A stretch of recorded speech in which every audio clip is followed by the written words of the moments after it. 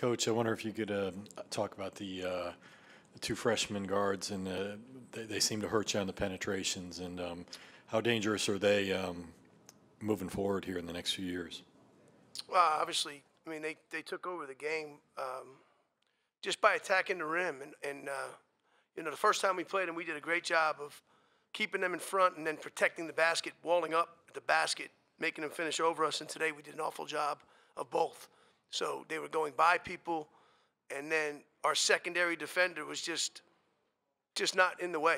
And because of it, you know, they took over the game. So obviously moving forward, they're two really good players, and they're going to be obviously continue to get better. Front row.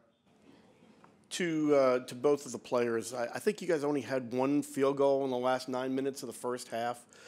What went wrong? What was the cause of the drought, and how much did that kind of knock you guys back?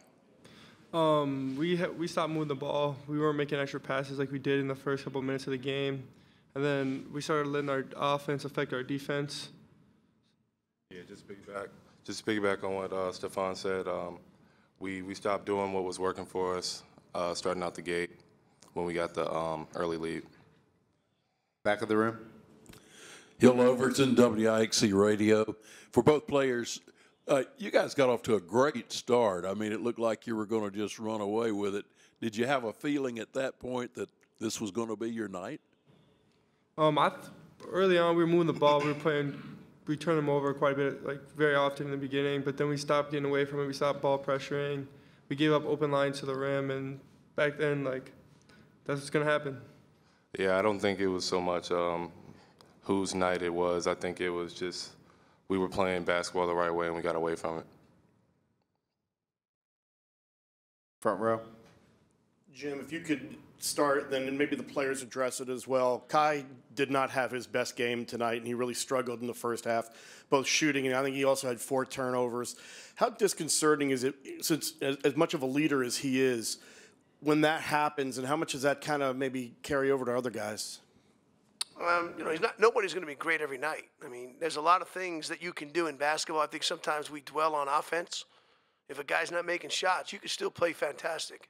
It's the other areas of the game. You can't let one particular area of your game affect how you can impact the game. I think we did that from a bunch of guys the last couple games where, you know, you can't judge how effective you're playing by if the ball's going in the basket. That's a great aspect, and it's what everybody wants. But there's a lot of ways to impact the game, and I think that's the one great strength that Kai has had all year. He didn't do it tonight, but he's able to impact the game on the backboard. He's able to impact the game getting a steal. He's able to impact the game in a lot of different ways, orchestrating our offense.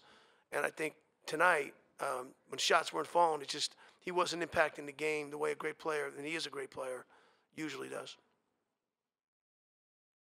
Just to piggyback off of that, what Kai did was he had a tough game, but that's our job to pick him up when it's not working by contributing more scoring, getting more stops, and just give him more opportunities.